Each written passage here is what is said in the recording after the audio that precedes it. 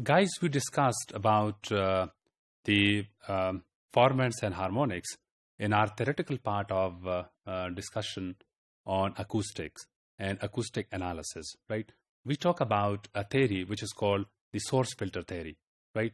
And the main, crux of the theory was that the source is independent of the filter, okay? The source is the larynx and the filter, which is vocal tract, that's different, okay? So now, having done some of the practicals on Pratt, let's now have a look on this relationship between the harmonics and the formants.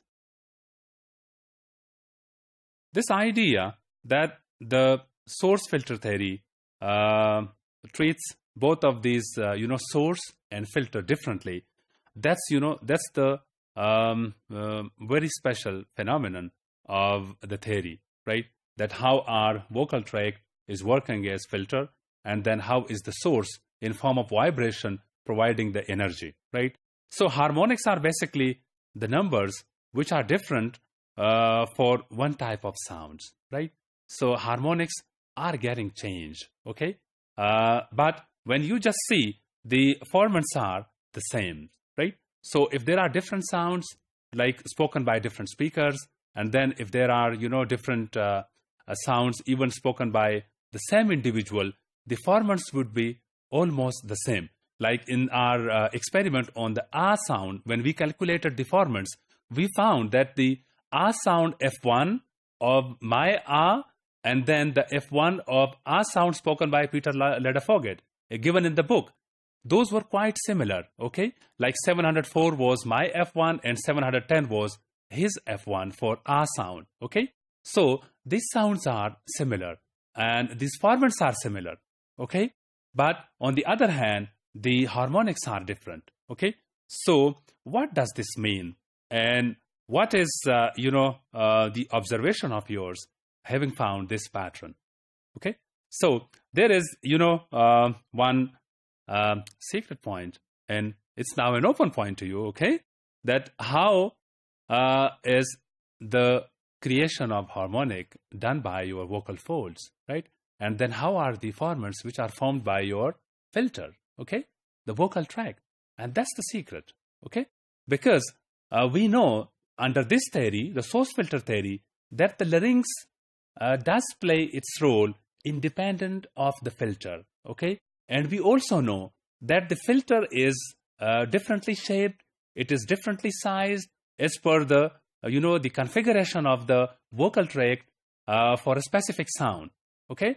The size is changed, the shape is changed for various sounds, okay? So the filter is differently working, independently working than the source. And that's why we are having different harmonics, but the formants are the same. So that was the point which was needed to be, known by you. And you can also just think about the values of your pitch and then the values of your harmonics, okay? Since harmonics are created by and pitch is created by your vocal folds, and then compare them with the formants, right? Then you would know that the formants are based on the filter, and you would just practically know then, because theoretically we already know this, but practically you would know that the filter is working differently and independently of the source. And now let me show you by figures that how they are working differently. So this is actually the larynx, okay? This is larynx, and the laryngeal signals are given here in form of harmonics, right? So these are the harmonics, all right? And then the filter is from larynx to the lips, okay? This is the tube shape filter, and it is differently shaped, differently sized for different vowels, all right? And the vocal tract signal are like in the form of F1, right? And F2 and F3, and these are basically the overtones, okay? These are the overtones, right? So the harmonics and overtones, when they are together, then we have the speech output. And in the speech output, we can see that how are the harmonics and how are the overtones, the formants are given. And we can also now understand that how the harmonics are different, okay, for one sound, right? But the formats are similar because they work independently. And that's an important point to know, that they are independent of each other.